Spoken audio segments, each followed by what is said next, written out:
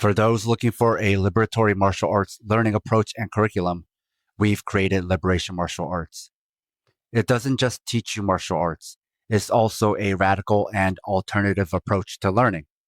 Thanks to Harry Heretic, Philip, Ray Yan, and Slime Mold for signing up. Sign up for Liberation Martial Arts at the Southpaw Pod Patreon, or support us by signing up for one of our other tiers, or by becoming a sponsor. This will give you access to bonus content, transcripts, and uncut versions of our shows without breaks or interruptions. Sponsors also get a monthly training session with me. If you prefer to support others, your sponsorship can go to the training of an organizer instead. There's also ways to make one-time contributions. Find all our links at southpawpod.com. This is Southpaw. I'm your host, Sam. Today, I have a returning guest. We lovingly call him New Guy, despite him being part of the Southpaw Discord from almost the beginning. When he was on last, he was helping us break down some MMA fights. But he's not just a combat sports enthusiast, he's also a community organizer and an activist. But this time, he's here to talk about CC, his LMA-inspired training collective, specifically for organizers. So welcome back, New Guy. Thanks, Sam. Thanks for having me. It's good to be back. So before we get into CC, can you tell us about yourself, your positionality, like your family background, where you grew up, how you got involved in organizing? Yeah, sure. So I grew up in Los Angeles.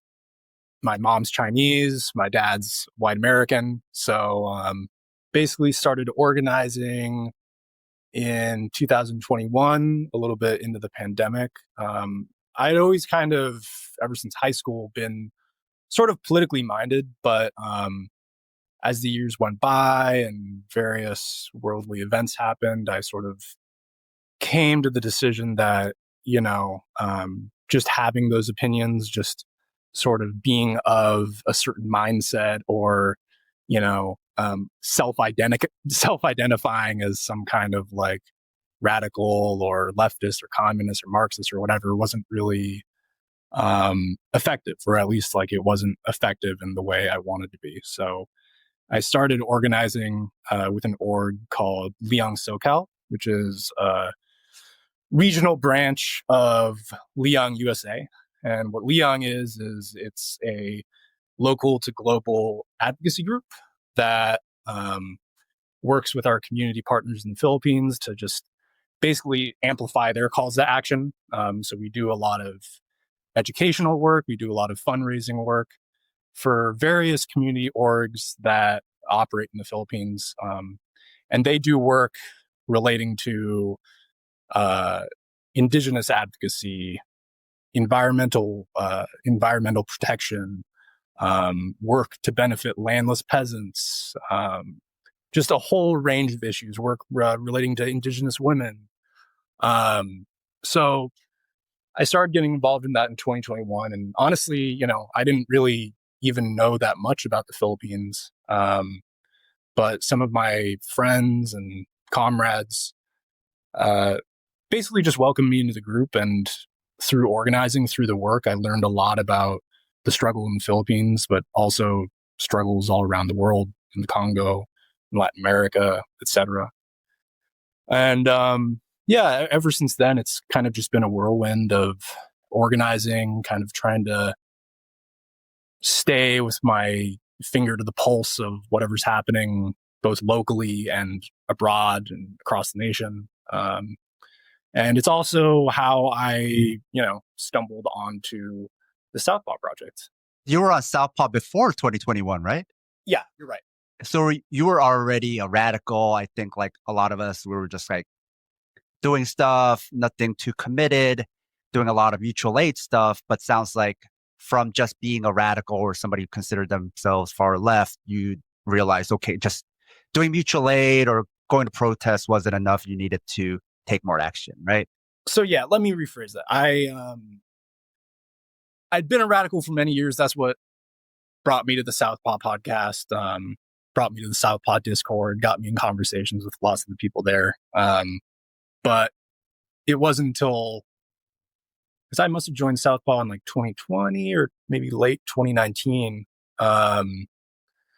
And it wasn't until a little bit after that that I joined Leung. So yeah, I had been kind of involved with at least like radical thought, left thought, before I actually started organizing.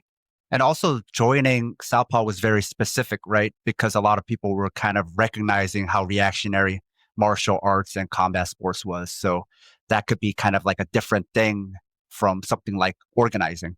Yeah, I mean, actually, what happened was this was right after, not right after, but a few months after the murder of George Floyd, a couple of months into the COVID-19 pandemic. And I had been doing jujitsu for some years prior to then. And that year was sort of like a major mask off moment for, well, people all over the country, but especially in the martial arts community, especially the jiu-jitsu community, especially within the jiu-jitsu community that I was part of. So, I saw a lot of my training partners, coaches, friends from jiu-jitsu, from martial arts, kind of going down a very, well, not kind of, just definitely going down a very, right-leaning, fascist-leaning path. Saying a lot of things online or in person, whether it be, denying the efficacy of vaccines, denying the existence of COVID-19, various pro cop things, pro whatever things.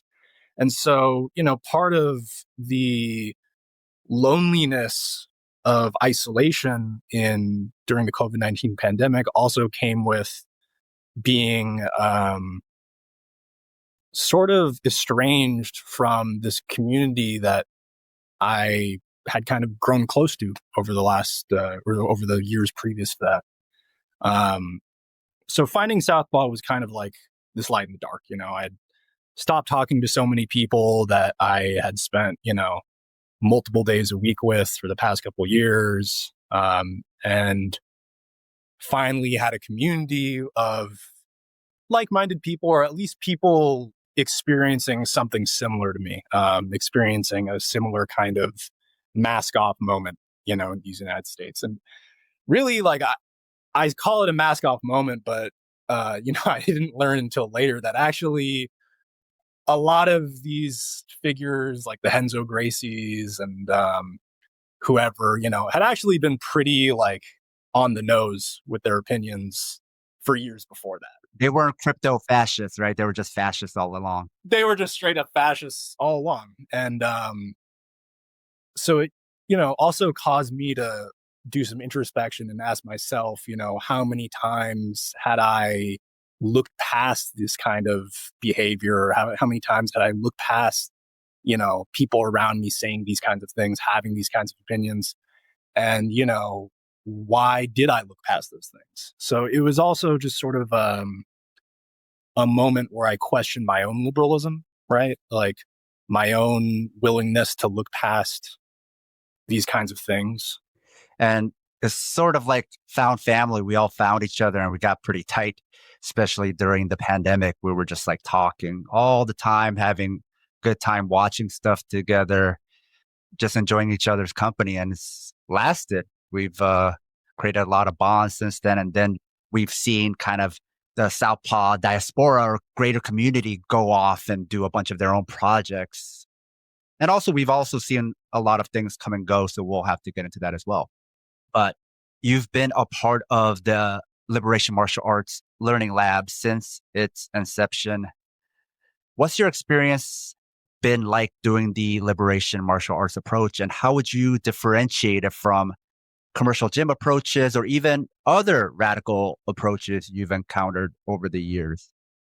Coming out of the pandemic, or at least as people started relaxing about, pandemic restrictions, not that the pandemic was ever really over, I had already quit jujitsu. I was years out of doing jujitsu.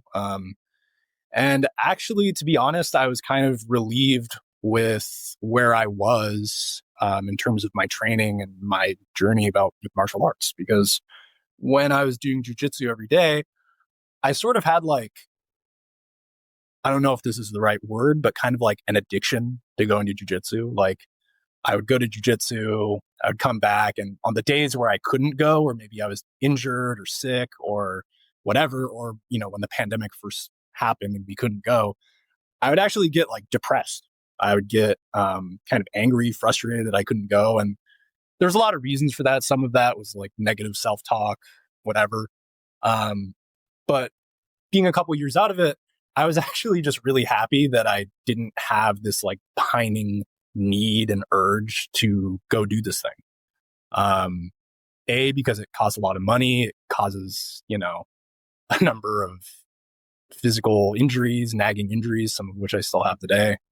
But I still missed having like a physical practice. I work at a computer mostly. I work as an assistant editor in Hollywood, film, television, whatever I can get my hands on. So, I'm a pretty sedentary person without having a physical practice. Now, obviously, I've been in conversation with Sam, with the Southpaw community for some years. And by this point, you had started publishing your LMA curriculum online. But we never really had an in-person day until I guess it had been like a year or two into you publishing that curriculum. So most of what I had read and done was just kind of self-study using the curriculum and what I already knew about martial arts, right? And, that's good because I can go, I can do it, but without having like a community to practice with other people to practice with, I think my discipline and just the amount I would go to train, sort of just, it wasn't where it used to be. So fast forward a little bit to when you opened up the learning lab, you kind of offered it to me and basically said, we're going to try these in-person sessions out. We're going to start it very slow. There's kind of some new concepts, new ideas that you may have not really experienced in like a traditional commercial gym experience before. One of the biggest differences with LMA and the LMA approach that I noticed right off the bat was how much focus there was on creating ease and comfort and a feeling of safety. A lot of gyms, they sort of select for people who are already tough, are already strong, are already brave, or at least say they are those things, or can at least demonstrate they are those things. It's not that they won't take people who aren't those things. They'll take those people because it's a commercial gym and, they have to make money and keep the doors open and they want everyone to come in. But there isn't this heavy focus on, broke conditioning or drilling or there wasn't a focus on drilling. There wasn't a focus on conditioning. It was a lot of just creating ease within my body and listening to my body, which was it's the complete opposite of what you get at like a Carlson Gracie jiu-jitsu school that just wants you to like grind your body into the ground, grind your opponent's body to the ground, grind everyone just through the pavement. A lot of what we did for the first sessions, especially, was just breathing exercises, vision exercises. And I learned a lot of things actually that helped me in other areas of my life. One of the first things we did at the first session was box breathing, right? Where we focus our eyes on something in the room and literally just take time to control our breath and de-escalate ourselves. This is something I would end up using like on my way to work, on my way to just see my parents, just any kind of situation where I would anticipate being stressed out. And it was just so different from anything that we did in a commercial gym because I feel like in the commercial gym, the expectation is for you to build comfort by just getting better or getting stronger or whatever, just getting better at the thing they're trying to teach you how to do. But with LMA, the comfort comes before the skill development. And it became very obvious very quickly that placing the emphasis on building comfort and building ease was actually more effective than what I had experienced in these commercial gyms, drilling, and trying to do these things that, we're supposed to just build the skills that our coaches were prescribing for us. Even though we didn't necessarily work on specific skills in the sense that we weren't drilling combos in LMA, we weren't, hitting the bag or hitting pads, a lot of those skills emerged for me just because we were able to create a situation, an environment where I felt comfortable to just try those things out, right? The only real instruction that had to happen in terms of like explicit directions was just, this is how you do the thing. This is how you throw the kick without hurting yourself.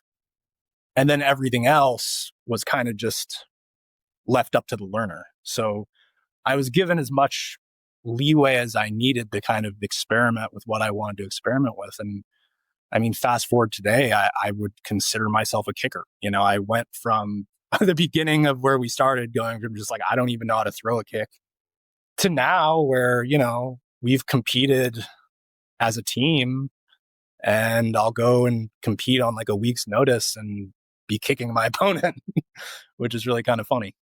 There's a lot of ways in which LMA is different from the commercial model. You could write a book on it. I mean, you kind of have written a book on it. It's just online. But that's what really stuck out to me. I kind of assumed when we first started that, learning to kick, learning to kickbox, learning to strike would be very similar to like what I saw in those Muay Thai classes or what I saw online with people hitting pads, right? Or drilling on the bag or something like that.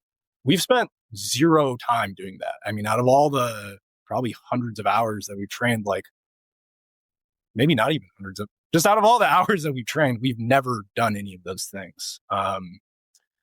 And at first I was kind of doubtful because I'm like, okay, how am I going to learn this if we aren't like doing combos on the pads? Isn't that what these pros are doing? Isn't that what these people in the commercial gyms are doing?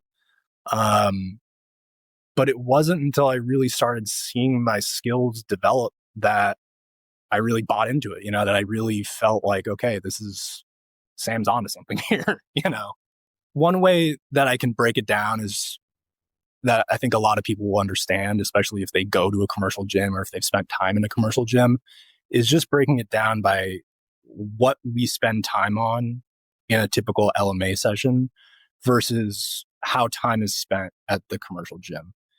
I'll speak from a jiu-jitsu perspective since that's what I spent the most time doing. But in a typical jiu-jitsu class, you show up, you do the warm-ups, and then the instructor shows like the technique of the day. You pair up with a partner and you take turns drilling back and forth that technique, right? Where you're letting each other do the thing. So out of that 1 hour, roughly 1 hour of class, you're only really sparring like 15, 30 minutes. Or sometimes no sparring time, depending on the class. And the rest of the time, you're expected to develop skill by doing the drills, maybe something in the warm-up, some of the exercises you're doing is expected to build whatever skill. But the only time you're actually getting dynamic rounds against a resisting opponent is about like half or even less. From what I understand, a lot of Muay Thai gyms, a lot of kickboxing gyms, it's even less than that if you're sparring at all. In LMA, from day one, you're doing something dynamic. And now we call it sparring. And I think a lot of people might hear this and assume that, sparring might mean like, what you're seeing like Takaru or like Gervonta Davis do and like these sparring wars. But to us, sparring can be anything from that to doing like a no touch game where we're just moving around each other. But the point is that it's dynamic. It's not scripted. And so right there, I just think you can see in the amount of time that you spend doing something dynamic, you just get more of those dynamic rounds in our system. Obviously, I have my opinion about like what is effective or what's more effective, but even without everything else that you talk about, if you just break it down in terms of time spent doing what, you can maybe start to see how we get the results that we get. Let's get into CC. What is it and what was the impetus behind it? So CC originally stood for, I guess it still stands for this, Community Combatives. And basically, I had been training with you for a while, and some of my comrades, some of the people that I organized with, some of my friends, they had expressed wanting to learn martial arts or wanting to train or something like that. And for a while, it was always one of those situations where it was like, okay, well, like let's pick a day in the park and let's do it. And people have their schedules. People are busy organizing, busy with work, busy with their lives.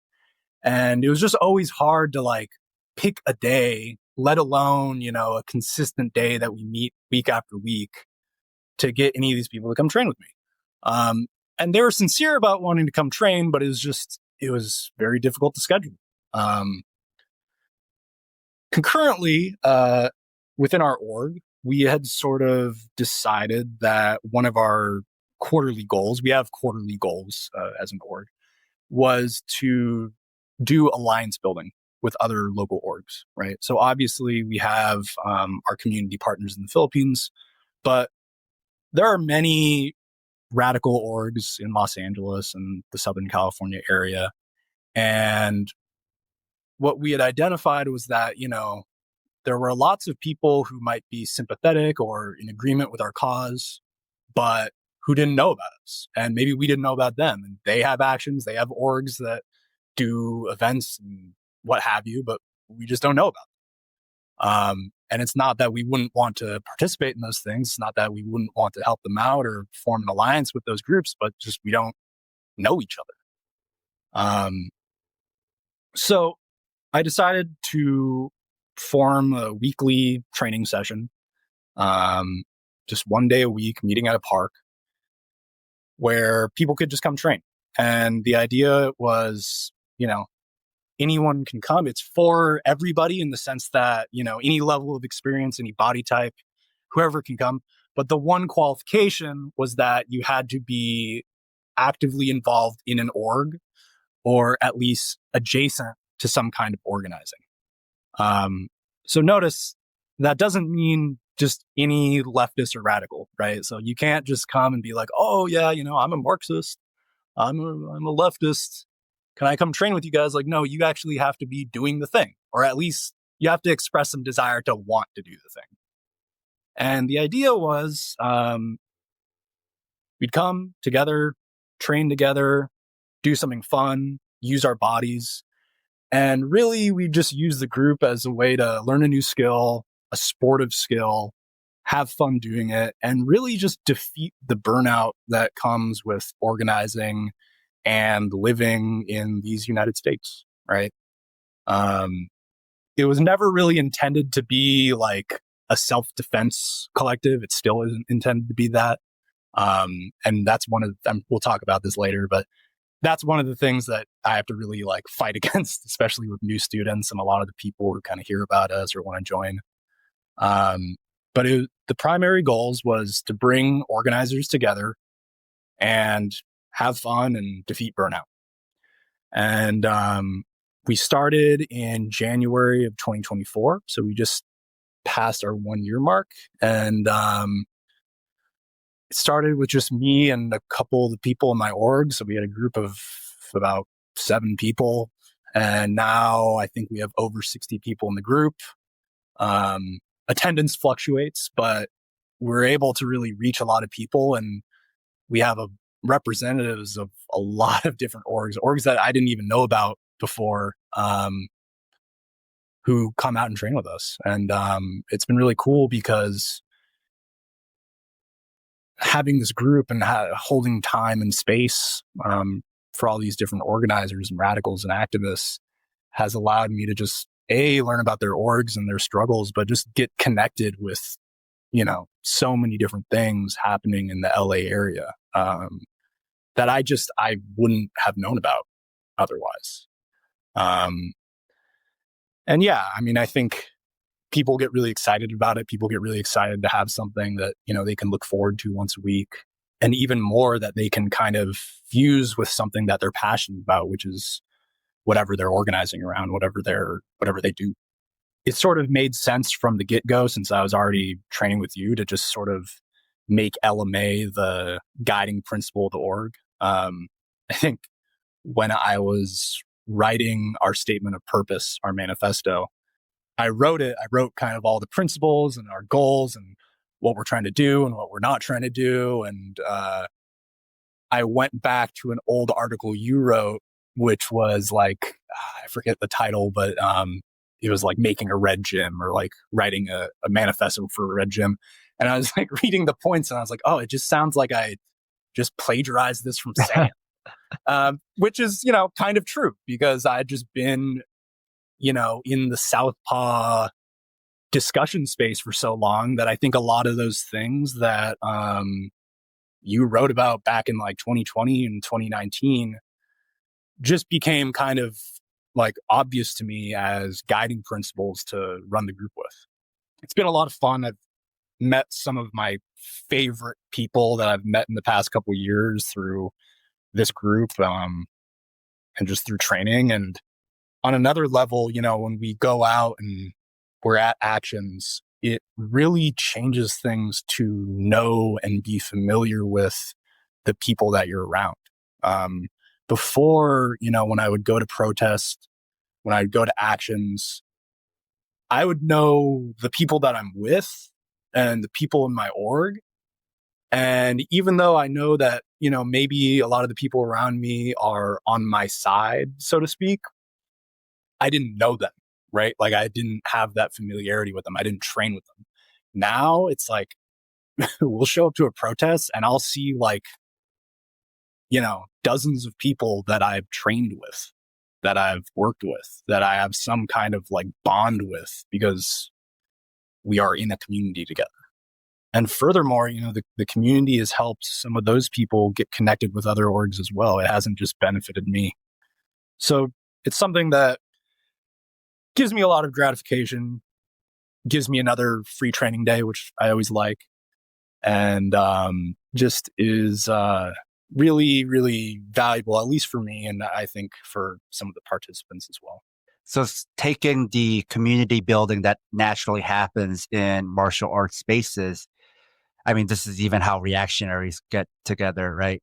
But it's taking that, something baked into martial arts, and then applying it to radical spaces and with radicals, because we are supposed to be about community building and kinship with each other anyway. But having this as like a vehicle for that just actually delivers on that promise in a way that a lot of other things don't.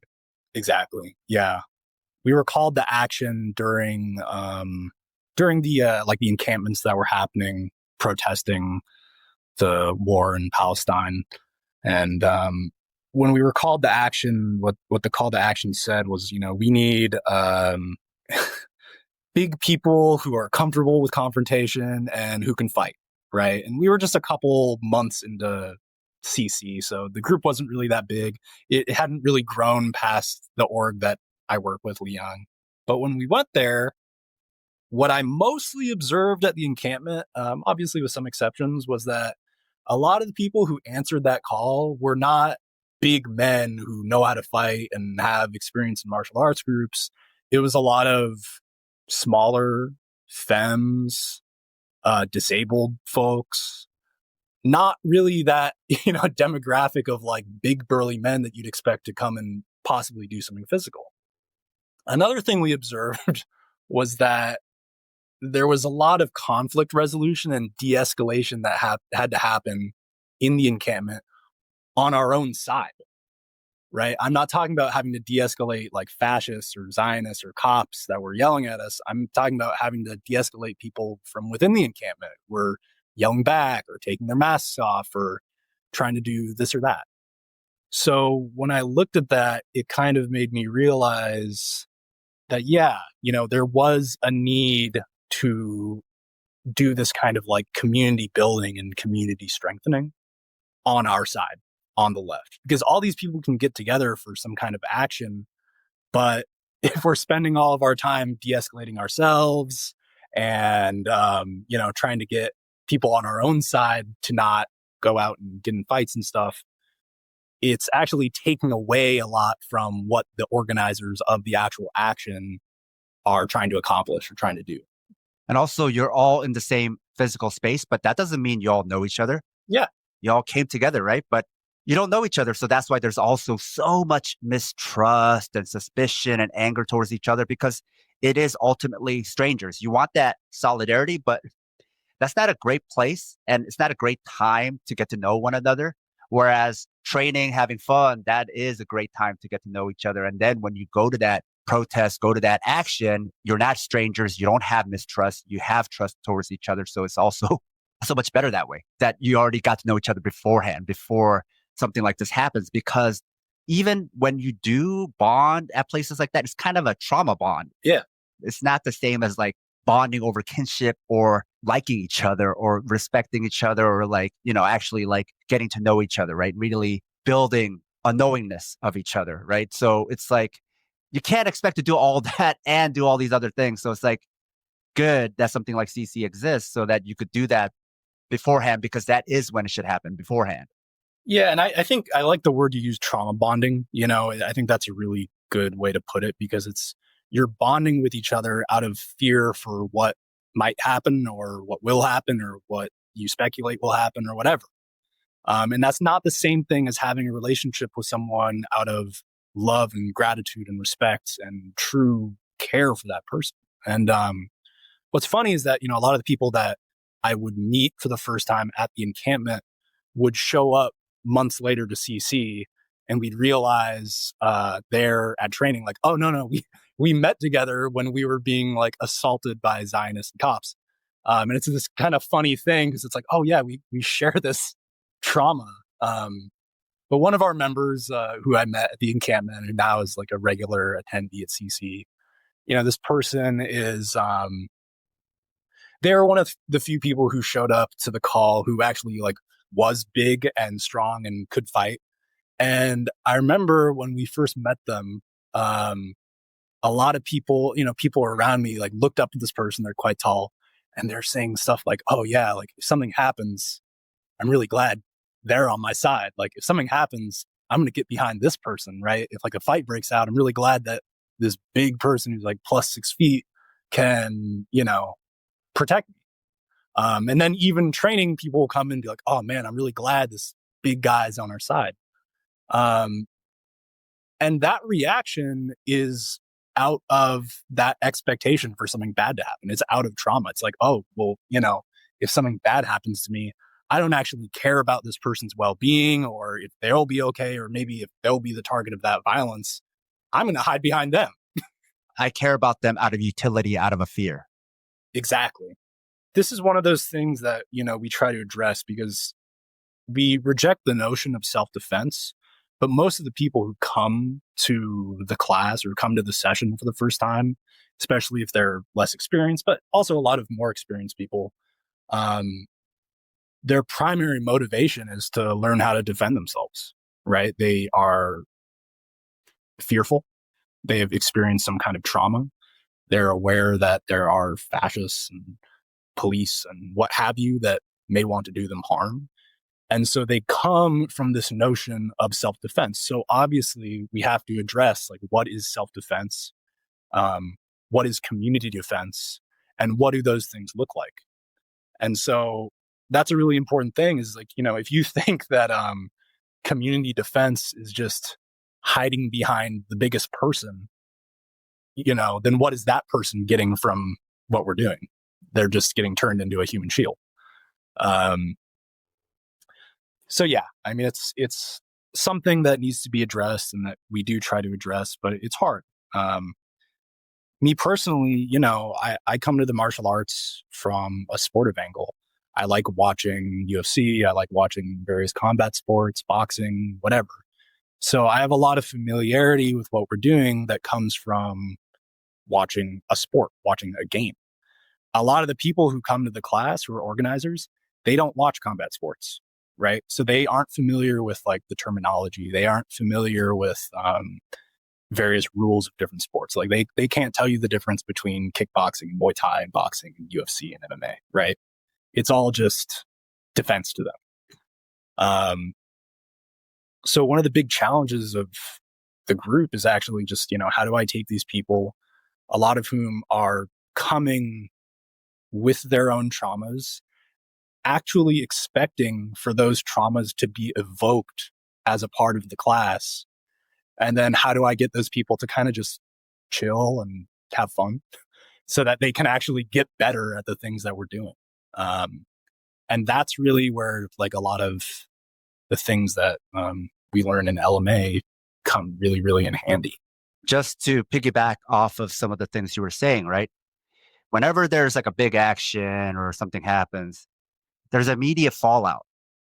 There's good that happens, and then you talk about the reactionaries and the police and things like that. But then also after all that, after the dust settles, then you see a lot of internal drama, a lot of things amongst the people and the participants who were there, or people who were just kind of watching, and they have so much shit to say about each other, right? And say about others. Yeah. Why? And it goes back to this whole point, because they're all strangers. We want it to be all solidarity and everybody's close, but that's not a great place to do that. So you're all together, you're all bodies showing up, but the drama that unfolds afterwards and all the muckraking and mudslinging and the mistrust all makes sense if you realize these are all strangers. Yeah. And so it's really that solidarity and community building has to happen before these actions, so that when you show up, you're like, oh, hey, there's so-and-so. Oh, hey, there's so-and-so. Oh, hey, there's so-and-so. And so solidarity has to happen before. It's really hard to build it during the action. And we see why. Like all the drama and all the chaos that happens from these things and all the mudslinging, it all makes sense if you realize these are all strangers and they don't know each other and they don't know if they like each other and they don't trust each other. Yeah. Yeah. Makes sense. They don't trust each other. Like we come from a place where that makes sense. It's a survival mechanism. And so these are byproducts of that. And so the remedy for that isn't to try to do something then. It's the ounce of prevention beats a pound of cure.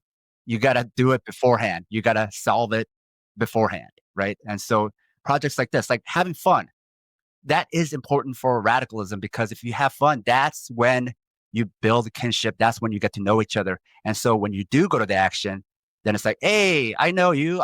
We met at this, we met at that. Okay, cool. I can trust you now. So already going there with trust is so important. And then that is so key to building massive, like magnitude, like coalition building, power building, base building. We need trust. And so trust needs to be built beforehand. I'm not saying fun is the only way, but you need things that are not such high stakes, such high urgency. It's like trying to defend yourself from Fash isn't the best time to build kinship. You got other pressing matters. Yeah. You have your own safety to worry about. Yeah, there's other priorities. And to kind of go back to a previous point, which was kind of the goal of CC to begin with, is burnout. When you show up to these actions and you have your own comrades trying to fight you, or just like you said, all the mudslinging, all the drama, that creates burnout. And from what I see in a lot of these orgs, and my org, but also just these other orgs that I've become involved with since starting CC, is burnout is one of the biggest impediments to the work that we do. People are tired because we're suffering under capitalism. The work that we're doing as organizers is not, paid work. It's things that we are doing on our own time in addition to our economic work. And then, to go to some action and get screamed at for no reason by some person who doesn't even know you and is just kind of engaging with you in bad faith, it contributes to that burnout. And to piggyback on another one of your points, you mentioned the importance of just kind of having fun for community building. I think it's also kind of on a personal level. So many of us involved in organizing who kind of have a conscience around the things that we see both domestically and abroad, whether it be, the genocide of people in Palestine, or murder of unarmed people in the United States. We could go on. I find that a lot of the people that I know in these circles sort of stop giving themselves permission to experience and feel and do something that is joyful. And it kind of makes sense, right? Because it's like, okay, well, if these people abroad are dying and suffering and being killed, especially on my tax dollars, what right do I have to, go train in the park and have a fun time with my friends? What right do I have to go and, feel this emotion of joy that these kids are being robbed of in Palestine, along with their lives and their families and their land? And so having an activity where you feel like you can give yourself the permission to actually experience joy from that activity and to actually feel like it's not, taking away from what you're doing in terms of your work as an organizer or what have you, is actually really important. Because, maybe you are justified on some level of, refusing to allow yourself that joy. Maybe you do have a sound argument for why you shouldn't be allowed to experience joy, whatever. But it's going to have an effect on the work you do. You're going to get burnt out. You're going to lose focus. It's going to harm your life. It's going to harm your livelihood.